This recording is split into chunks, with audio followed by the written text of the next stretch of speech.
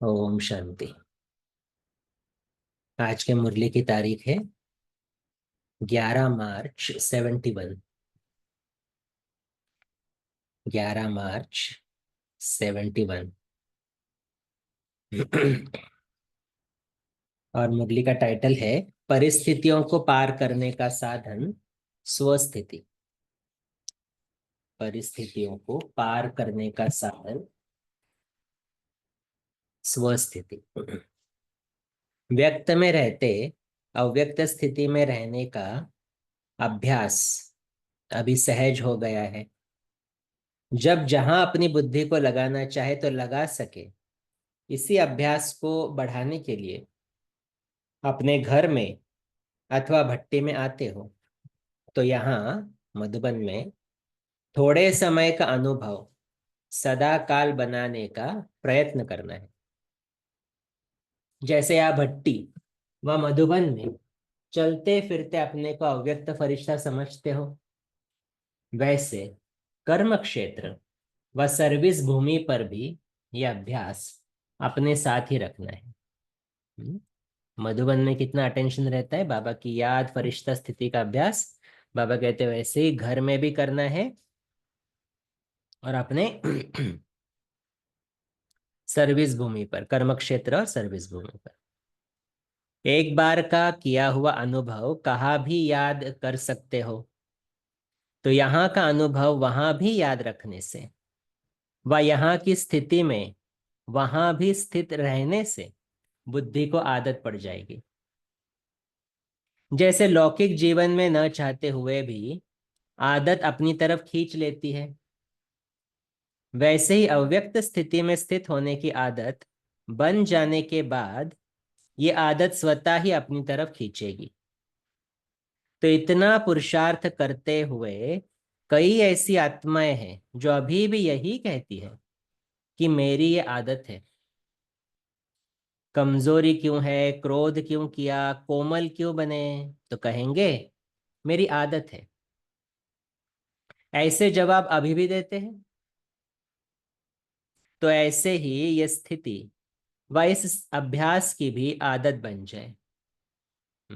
जो मधुबन की अनुभूति है, फरिश्तेपन की स्थिति है, बाबा कहते हैं वो क्या बन जाए, आदत बन जाए।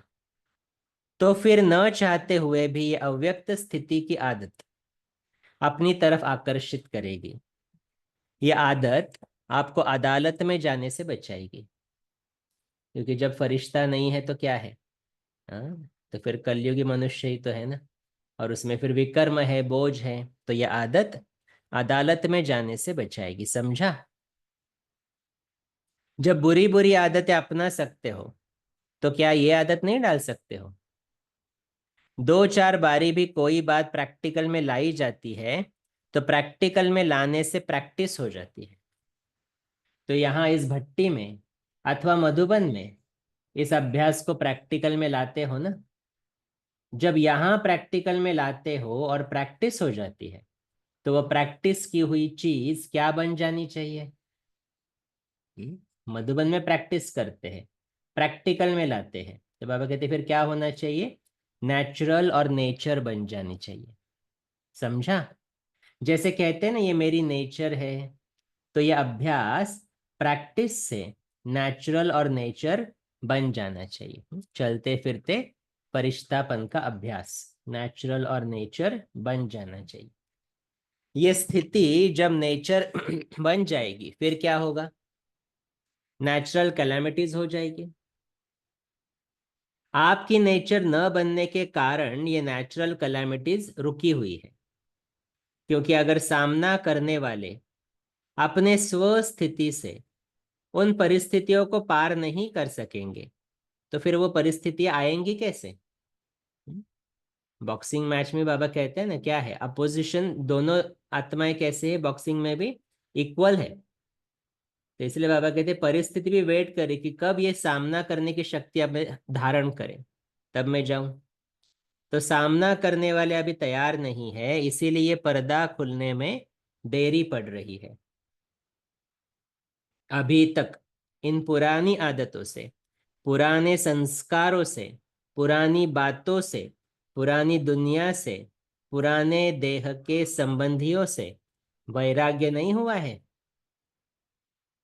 कहाँ भी जाना होता है तो जिन चीजों को छोड़ना है उनसे पीठ करनी होती।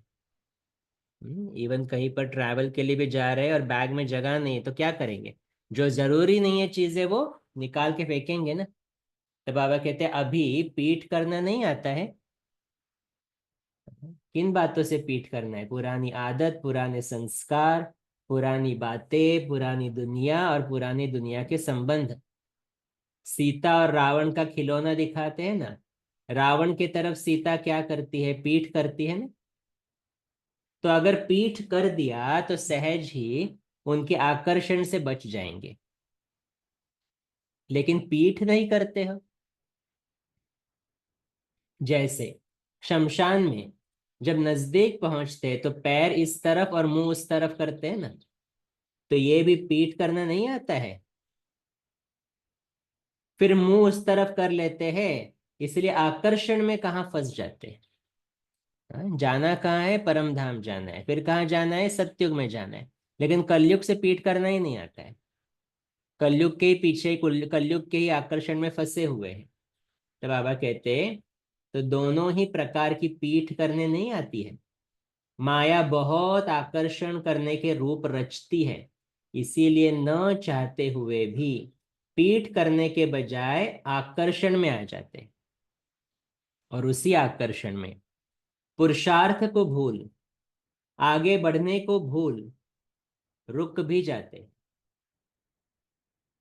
माया का आकर्षण साइड सीन है, उसमें क्या हो जाता है? फिर बाबा कहते रुक जाते हैं। तो क्या होगा? अभी तो समय खत्म होने को है और अभी भी रुकेंगे तो क्या होगा? मंजिल पर पहुंचने में देरी हो जाएगी। कुमारों की भट्टी है ना, तो कुमारों की भट्टी में बाबा आया है। बाबा कहते तो कुमारों को ये खिलौना सामने रखना चाहिए कि माया की तरफ मुंह कर लेते हैं।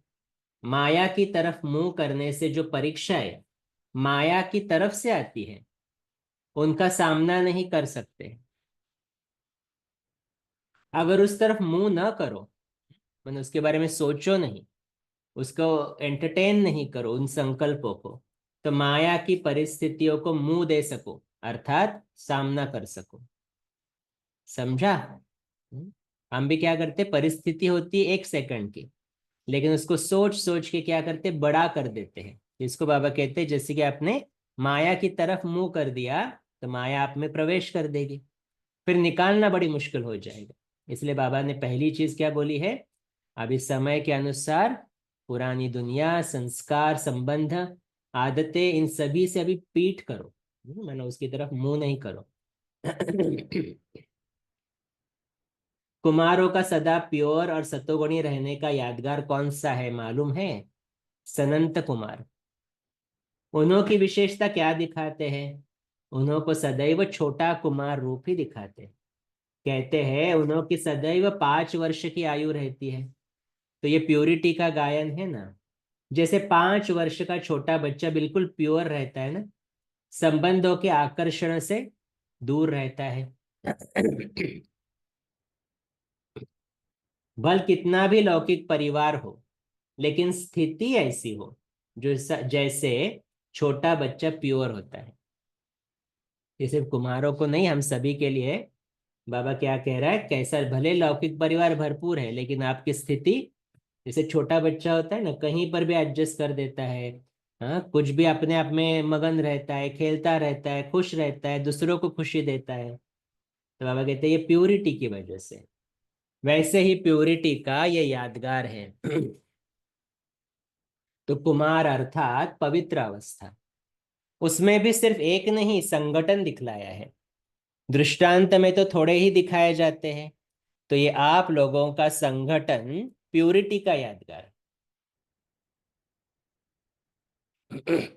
ऐसी प्योरिटी होती है जिसमें अपवित्रता का संकल्प व अनुभव ही नहीं हो।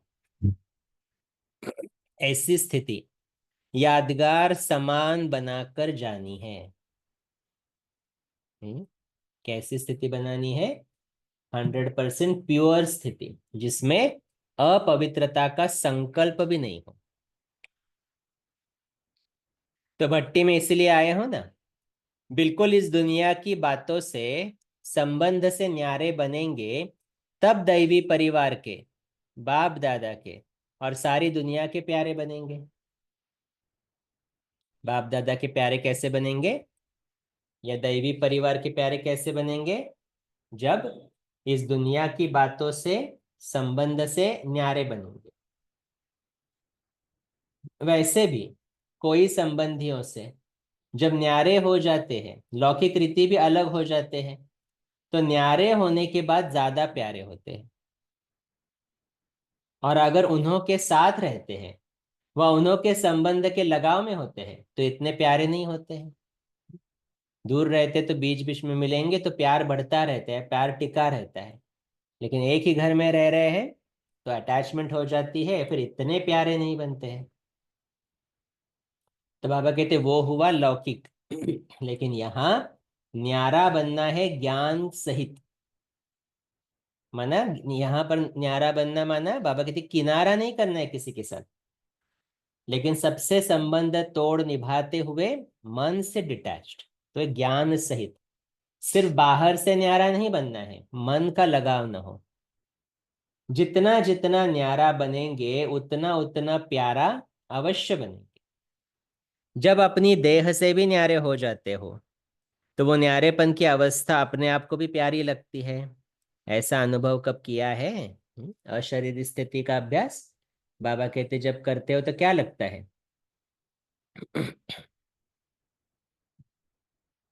तो वो अवस्था अपने आप को भी प्यारी लगती है।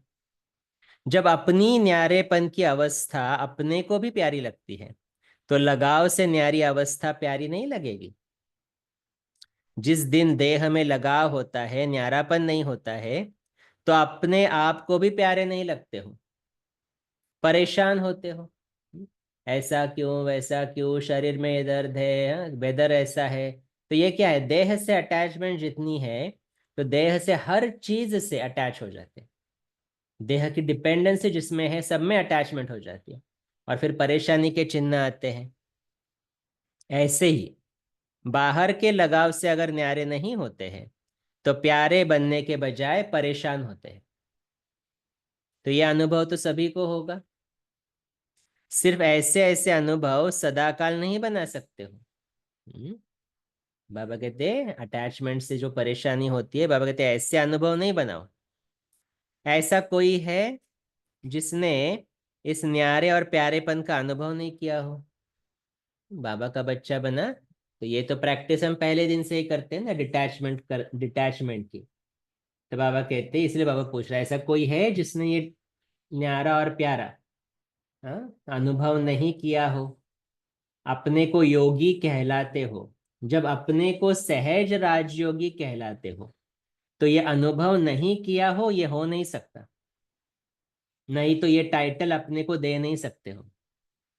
हाँ, न्यारे और प्यारेपन की स्थिति चाहे खुद के साथ, चाहे रिश्तों के साथ, अगर अनुभूति नहीं की है, तो बाबा कहते हैं अपने को ये सहज योगी का टाइटल दे नहीं सकते हो। योगी अर्थात ये योग्यता है, तब योगी है। नहीं तो अपने परिचय में ये शब्द नहीं कह सकते हो कि हम सहज राजयोग की पढ़ाई के स्टूडेंट्स हैं। हाँ, आत्मा का ही अनुभव नहीं है, आत्मा समझकर शरीर से डिटैच होने का अनुभव नहीं है, रिश्तों का लगाव मुक्त होने से होने का अनुभव नहीं है। तो बाबा कहते हैं ये टाइटल आप अपने आप को नहीं दे सकते हो। स्टूडेंट तो हो ना, स्टूडेंट को पढ़ाई का अनुभव न हो, ये हो नहीं सकता। हाँ, ये जरूर है कि इस अनुभव को कहाँ तक सदा काल बना सकते हो, व अल्पकाल का अनुभव करते हो, ये फर्क हो सकता है। कभी कभी न्यारे प्यारे प्यारेपन की स्थिति, कभी अटैचमेंट वाली स्थिति। तो बाबा कहते हैं ऐसे अनुभव हो सकते हैं, लेकिन एक बार भी नहीं किया, ऐसे नहीं हो सकता। जो पुराने स्टूडेंट्स है, उन्हों का अनुभव अल्पकाल का अब नहीं होना चाहिए। अगर अब तक अल्पकाल का ही अनुभव है, तो फिर क्या होगा?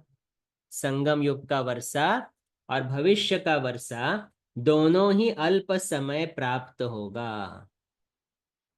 कोई भी बाबा की जो धारणाएं है, श्रीमत है, उसका अनुभव अगर अल्प काल का है, तो बाबा कहते हैं फिर संगम युग का वर्षा, जो खुशी है, शांति है, सुख है, और भविष्य का वर्षा, राज्य पद है, दोनों ही अल्प समय प्राप्त होगा। तो समझा, जो पूरा समय वर्षा प्राप्त करने का है वो नहीं कर सकेंगे, अल्प समय करेंगे। तो क्या इसी में ही संतुष्ट हो क्या? थोड़ा मिले तो भी अच्छा। बाबा कहते इसी में संतुष्ट हो क्या?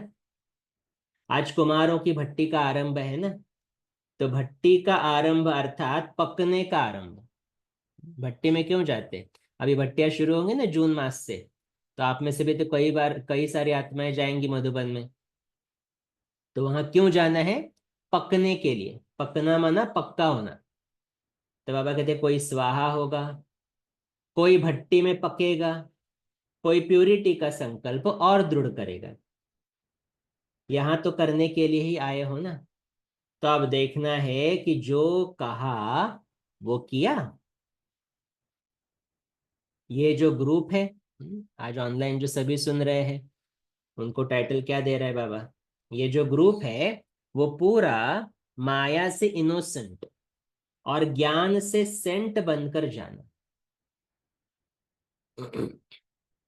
जैसे सत्युगी आत्माएं जब यहाँ आती है, तो विकारों की बातों की नॉलेज से इनोसेंट होती है। पहले पहले जमाने में बाबा इमर्ज करता था ना लक्ष्मी नारायण के संस्कार को। वो दादियों का नाम नहीं याद मुझे आ रहा है। संतरी दादी होती थी एक, संदेशी दादी होती थी। और फिर मुंबई की एक दादी, मुझे उनका नाम नहीं याद आ रहा है। लेकिन उनके अंदर ये सत्युगी संस्कार वाली आत्माएं प्रवेश करती थी, माने वो संस्कार इमर्ज होते थे। तो बाबा कहते फिर वो याद है ना, कि जब वो सत्युगी आत्माएं आती थी तो माया की नॉलेज से इनोसेंट होती थी, देखा है ना। अपना याद आता है कि जब हम आत्माएं सत्युग में थी तो क्या थी? थोड़ी भी माया की नॉलेज होगी वहां पर, थोड़ा भी मूड ऑफ होगा वहां पर, चेक करो। तो माया की नॉलेज से इनोसेंट थी, याद आता है। हम्म, ये थोड़ी माया चाहिए वहां पर, माया को एंट्री ही नहीं है ना सत्य। अपने वो संस्कार स्मृति में आते हैं, वह सुना हुआ है इसलिए समझते हो। हाँ, मुरली में तो सुना है, लेकिन क्या अंदर से अनुभव होता है कि ये मेरे ही संस्कार थे ऐसे? इच्छा मात्रम अविद्या, माया से इनोसेंट, बाबा कहते हैं ये आपके संस्कार थे। तो जैसे अपने इस जन्म में बचपन की बातें स्पष्ट स्मृति में आती है, वैसे ही जो कल के आपके संस्कार थे, वो कल के संस्कार आज के जीवन में संस्कारों के समान स्पष्ट स्मृति में आते हैं। वह स्मृति में लाना पड़ता है, बहुत इंपॉर्टेंट। अभी हमारी स्थिति कौन सी है? उन संस्कारों को स्मृति में लाना पड़ता है, लेकिन बाबा ने क्या कहा? नेचुरल और नेचर बन जाइए। जो समझते हैं कि हमारे सत्युगी संस्कार ऐसे ही मुझे स्पष्ट स्मृति में आते हैं, जैसे इस जीवन के बचपन के संस्कार स्पष्ट स्मृति में आते हैं, वो हाथ उठाओ। यह स्पष्ट स्मृति में आना चाहिए। मेरे सत्योगी संस्कार अब बाबा कहते हैं स्पष्ट स्मृति में आना चाहिए। साकार रूप में ब्रह्मा बाप में स्पष्ट स्मृति में थे ना। तो ये स्मृति तब होगी जब अपने आत्मिक स्वरूप की स्मृति स्पष्ट और सदाकाल रहेगी। तो फिर ये स्मृति भी स्पष्ट और सदाकाल रहेगी। कौन सी स्मृति की पक्का, स्मृति को पक्का करना है? अपनी आत्मिक स्मृति, क्योंकि ये संस्कार आत्मा के हैं, शरीर के नहीं है ना। शरीर में संस्कार होते ही नहीं है। तो आत्मा जितना समझेंगे तो क्लियर होगा कि मेरे ओरिजिनल संस्कार क्या थे, आदि और अनादि। अभी आत्मिक स्मृति, आत्मिक स्थिति की स्मृति कब कब देह के पर्दे के अंदर छिप जाती। इसीलिए ये स्मृति भी, सत्युगी संस्कारों की स्मृति भी पर्दे के अंदर दिखाई देती है, स्पष्ट नहीं दिखाई देती है। आत्मिक स्मृति स्पष्ट और बहुत समय रहने से अपना भविष्य वर्षा अथवा अपने भविष्य संस्कार स्वरूप में सामने आएंगे। कौन सी स्मृति बाबा ने बोली है प्रैक्टिस करने की बार बार? भविष्य संस्कारों को स्पष्ट लाने के लिए आत्मिक स्मृति। तो क्या करना है? सेंट भी बनना है, इनोसेंट भी बनना है। सहज पढ़ाई है ना, 2 शब्द में आपका पूरा कोर्स हो जाएगा। तो ये छाप लगा कर जाना, कमजोरी, परेशानी आदि इन सब बातों से बिल्कुल इनोसेंट। कमजोरी शब्द भी समाप्त होना है। तो इस ग्रुप का नाम कौन सा है? जो आज है सभी प्रेजेंट ऑनलाइन, उनका बाबा नाम दे रहा है। कौन सा ग्रुप है ये? सिंपलिसिटी और प्योरिटी में रहने वाला ग्रुप। जो सिंपल होता है वही ब्यूटीफुल होता है। सिंपलिसिटी सिर्फ ड्रेस की नहीं, लेकिन सभी बातों की। निरहंकारी बनना अर्थात सिंपल बनना, निरक्रोधी बनना अर्थात सिंपल, निर्लोभी अर्थात सिंपल। तो ये सिंपलिसिटी प्योरिटी का साधन है। अच्छा, स्लोगन क्या याद रखेंगे? कि जो चाहे सो कर सकते हैं। जो भी बातें कहो वो पहले करेंगे, दिखाएंगे, फिर कहेंगे। पहले कहेंगे नहीं, पहले करेंगे, दिखाएंगे, फिर कहेंगे। ये स्लोगन याद रखना। पहले करेंगे, मैं अपने लिए करूंगा, एक्सपेरिमेंट। इसलिए तो योगी को, योगी के साथ दूसरा शब्द कौन सा है? प्रयोगी। योगी खुद के साथ वो एक्सपेरिमेंट करता है, दिखाएंगे क्या परिवर्तन हुआ है, फिर लोगों को कहेंगे। तो ये स्लोगन याद रखना। अच्छा, तो कुछ सेकंड के लिए अभी बाबा को याद करेंगे, फिर पॉइंट्स को शेयर करें। ओम शांति।